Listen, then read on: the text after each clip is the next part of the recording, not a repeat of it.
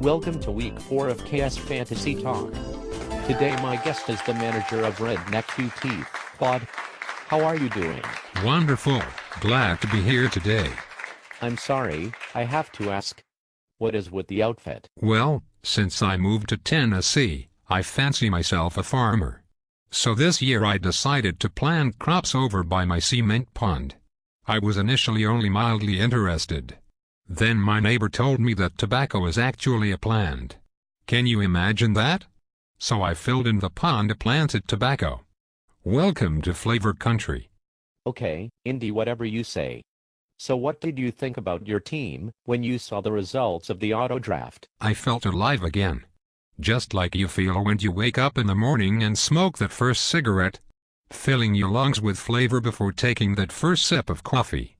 Well, after a 3-10 record, I would imagine last season must have been very disappointing for you. How did you cope? Being a father to Mario and Boomer has made me no stranger to disappointment. If they were to make a sitcom about them, it would be called Beavis and Butthead. Would you care to elaborate? No, I'll let the statement stand on its own. As you know, your father joined the league this year as an expansion team, and he has an interesting team name, Testicular Contusion. From what I understand, you are no stranger to that condition. What is that about? I'm glad you asked. That story has been dogging me for 20 years now. I had an unfortunate softball accident back in 1990, while playing the outfield. I leapt for a sinking liner and the ball short-hopped and hit me in the groin.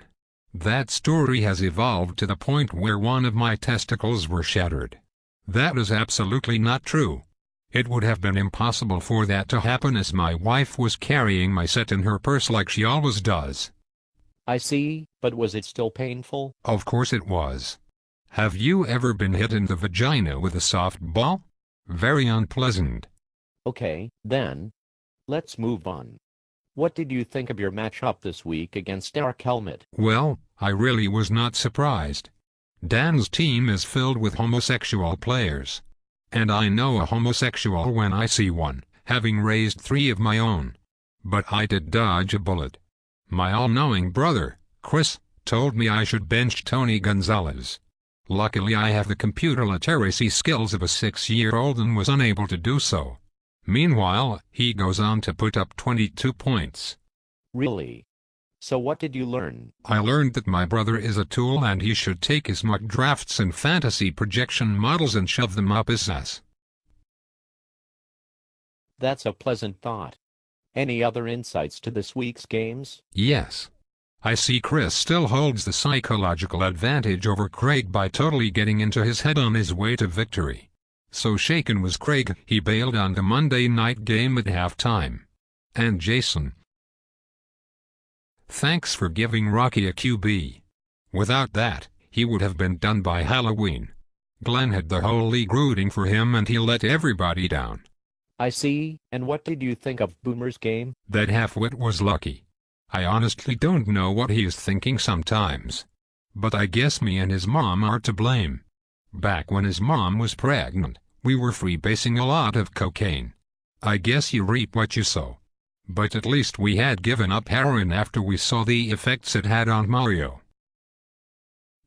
And how about that game between Jesse and Ray? Painful. By halftime me and my wife started lighting the dog's farts on fire just to break the tedium. Can we make sure those two never play each other again?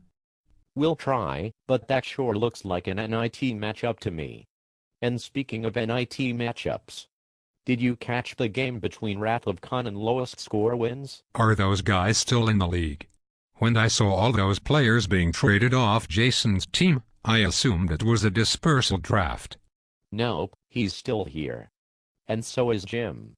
On a final note, your team looks like it could challenge for the championship. Have you given any thought to how you would spend the prize money? Well, there is this sweet 1990 red Hyundai wagon I've had my eye on. The asking price is $200, but I think I can get him down to $150. Keep dreaming big, Claude. Thank you for stopping by. Please join us next week when our guest will be Craig, the team manager for Skull Bandits.